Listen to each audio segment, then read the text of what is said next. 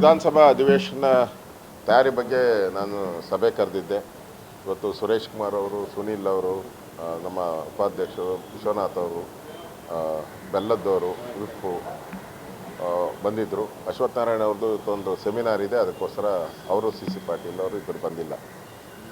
So ಅವರು ಕೂಡ ಸಲಹೆಗಳನ್ನು ಕೊಟ್ಟಿದ್ದಾರೆ. ಇವತ್ತು ಭಾಳ ವಿಸ್ತೃತವಾಗಿ ಚರ್ಚೆ ಆಗಿರೋವಂಥದ್ದು, ವಿಶೇಷವಾಗಿ ಅಲ್ಲಿ ಬೆಳಗಾವಿಯಲ್ಲಿ ಅಧಿವೇಶನ ಮಾಡೋದರಿಂದ ಉತ್ತರ ಕರ್ನಾಟಕದ ಬಗ್ಗೆ ಪ್ರಾರಂಭದಲ್ಲೇ ನಾವು ಚರ್ಚೆಗೆ ತಗೋಬೇಕು ಅನ್ನೋ ಒಂದು ವಿಚಾರ ಬಂತು.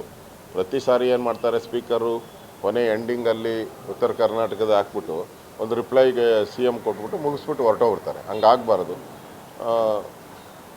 ಸಮಗ್ರವಾಗಿ ಒಂದು ಚರ್ಚೆ ಆಗಬೇಕು ಮತ್ತು ಸೈಂಟಿಫಿಕ್ಕಾಗಿ ಸರ್ಕಾರನೂ ಕೂಡ ಮಾತಾಡಬೇಕು, ನಾವು ಕೂಡ ಸರ್ಕಾರಕ್ಕೆ ತಿಳಿ ಹೇಳುವಂಥ ಕೆಲಸನೂ ಆಗಬೇಕು. ಅದೊಂದು ಇಂಪಾರ್ಟೆಂಟ್ ಆಗಿದೆ. ಅದ್ರ ಜೊತೆಗೆ ಈ ಸ್ಪೆಷಲ್ಲಾಗಿ ಕರ್ನಾಟಕದಲ್ಲಿ ಈ ಸರ್ಕಾರಿ ಶಾಲೆಗಳ ದುಸ್ಥಿತಿ, ಅಲ್ಲಿ ಟೀಚರ್ಸ್ ಇಲ್ಲದೆ ಇರೋದು, ಬಿದ್ದೋಗಿರೋವಂಥ ಶಾಲೆಗಳಿರ್ಬೋದು, ಅವ್ರಿಗೆ ಬಟ್ಟೆ ಮತ್ತು ಶೂಸು ಸಾಕ್ಸು ಕೊಡದೇ ಇರೋವಂಥದ್ದು ಇರ್ಬೋದು, ಇವೆಲ್ಲದ್ರ ಬಗ್ಗೆನೂ ಒಂದು ಸ್ಪೀಕರ್ಗೆ ಪತ್ರ ಬರೀತಾ ಇದ್ದೀನಿ. ಇವತ್ತೇ ಒಂದು ಪತ್ರ ಸ್ಪೀಕರ್ಗೆ ರಿಲೀಸ್ ಮಾಡ್ತೀನಿ, ಈಗ ಅದನ್ನು ಕೊಡ್ತೀನಿ. ಪತ್ರ ಬರಿತಾ ಇದ್ದೀರಿ. ವಿಶೇಷವಾಗಿ ಒಂದು ದಿನ ಸರ್ಕಾರಿ ಶಾಲೆಗಳ ದುಸ್ಥಿತಿ ಬಗ್ಗೆ ಮತ್ತು ಅಲ್ಲಿನ ಉನ್ನತೀಕರಣ ಮಾಡೋದ್ರ ಬಗ್ಗೆ ಒಂದು ಪತ್ರವನ್ನು ಸ್ಪೀಕರ್ಗೆ ಇವತ್ತೇ ಬರಿತಾ ಇದ್ದೀನಿ. ಸಭೆ ಆಯಿತು, ಇವತ್ತು ಸಭೆ ಮುಗಿದ ಮೇಲೆ ಬರಿತಾ ಇದ್ದೀರಿ. ಅದ್ರ ಬಗ್ಗೆ ಒಂದಿನ ಚರ್ಚೆ ಕೊಡಬೇಕು ಅನ್ನೋದು. ಉಳಿದಂತೆ ಕರ್ನಾಟಕದಲ್ಲಿ ಕಾನೂನು ಸುವ್ಯವಸ್ಥೆ ಏನು ಹಾಳಾಗಿದೆ, ಇವತ್ತು ಜೈಲುಗಳು ಯಾವ ರೀತಿ ಒಂಥರ ಭಯೋತ್ಪಾದಕರಿಗೆ ಸ್ವರ್ಗ ಆಗಿರೋವಂಥದ್ದು, ಕರ್ನಾಟಕದಲ್ಲಿರೋ ಜೈಲುಗಳು ಭಯೋತ್ಪಾದಕರಿಗೆ ಒಂದು ರೀತಿ ಸ್ವರ್ಗ ಆಗಿರೋವಂಥದ್ದು, ಮತ್ತು ಕಾನೂನು ಸುವ್ಯವಸ್ಥೆ ಹೋಗಿರೋದು. ಮೊನ್ನೆನೂ ಕೂಡ ಕಬ್ಬು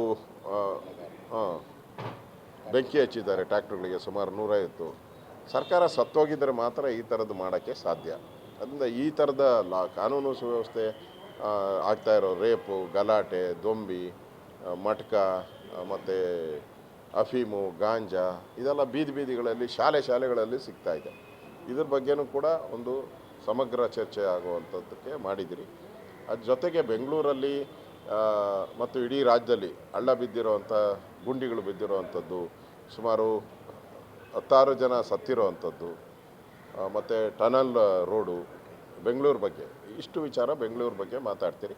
ಉಳಿದಿದ್ದು ರಾಜ್ಯವ್ಯಾಪಿ ಇರೋವಂಥದ್ದು ನಿಲುವಳಿ ಸೂಚನೆಗಳನ್ನು, ಒಂದು ಉತ್ತರ ಕರ್ನಾಟಕದ ಬಗ್ಗೆ ಒಂದು ನಿಲುವಳಿ ಸೂಚನೆ, ಫ್ಲಡ್ ಹಾನಿಯಾಗಿರೋದು, ಮಳೆ ಹಾನಿಯಾಗಿರೋದ್ರ ಬಗ್ಗೆ ಒಂದು ನಿಲುವಳಿ ಸೂಚನೆ, ಮತ್ತು ಕಾನೂನು ಸುವ್ಯವಸ್ಥೆ ಹೋಗಿರೋದ್ರ ಬಗ್ಗೆ ಒಂದು ನಿಲುವಳಿ ಸೂಚನೆ. 69ನಲ್ಲಿ ಒಂದು ದಿನ ಶಾಲೆಗಳ ಇದ್ರ ಬಗ್ಗೆ ಮತ್ತು ಹಳ್ಳ ಬಿದ್ದಿರೋವಂಥ ರಸ್ತೆಗಳ ಬಗ್ಗೆ, ಇದು 69ನಲ್ಲಿ ಚರ್ಚೆ ಮಾಡಬೇಕು ಅಂತ ಇವತ್ತು ತೀರ್ಮಾನವನ್ನು ಮಾಡಿದಿರಿ. ಒಟ್ಟಾರೆ ಈ ಅಧಿವೇಶನದಲ್ಲಿ ಸರ್ಕಾರದ ತಪ್ಪುಗಳನ್ನು ಎತ್ತಿಡಿಯುವಂಥ ಕೆಲಸವನ್ನು ಮಾಡುವಂಥ ತೀರ್ಮಾನವನ್ನು ಮಾಡಿದ್ದೀರಿ. ಇದು ಅಧಿವೇಶನ ಮುಂಚಿತವಾಗಿ ಯಾವುದಾದ್ರು ಸಬ್ಜೆಕ್ಟ್ ಮೇಲೆ ನಿರ್ದಿಷ್ಟವಾದ ಪ್ರತಿಭಟನೆಗಳು, ಹೋರಾಟಗಳು ನಿಗದಿ ಚರ್ಚೆ, ಅದನ್ನು ನಾವು ಈಗ JDS ಸಭೆ ಕರೀತಾ ಇದ್ದೀನಿ. ಕುಮಾರಸ್ವಾಮಿ ಅವ್ರ ಜೊತೆ ಮಾತಾಡಿದ್ದೀನಿ. JDS ಮತ್ತು BJPಯ ಒಂದು ಸಭೆ ಕರಿತೀನಿ. ಅಲ್ಲಿ ಹೋರಾಟಗಳು ಏನು ಮಾಡಬೇಕು ಅನ್ನೋದ್ರ ಬಗ್ಗೆ ಚರ್ಚೆಯನ್ನು ಮಾಡ್ತೀರಿ. ಹೋರಾಟ ಅಂತೂ ಮಾಡ್ತೀರಿ. ಅದು ಯಾವ ರೀತಿ ಹೋರಾಟ ಇರಬೇಕು ಅನ್ನೋದ್ರ ಬಗ್ಗೆ JDS ಮತ್ತು BJPಯ ಒಂದು ಸಮನ್ವಯ ಸಭೆ ಇಲ್ಲೇ ಕರಿತೀನಿ ನಾನು.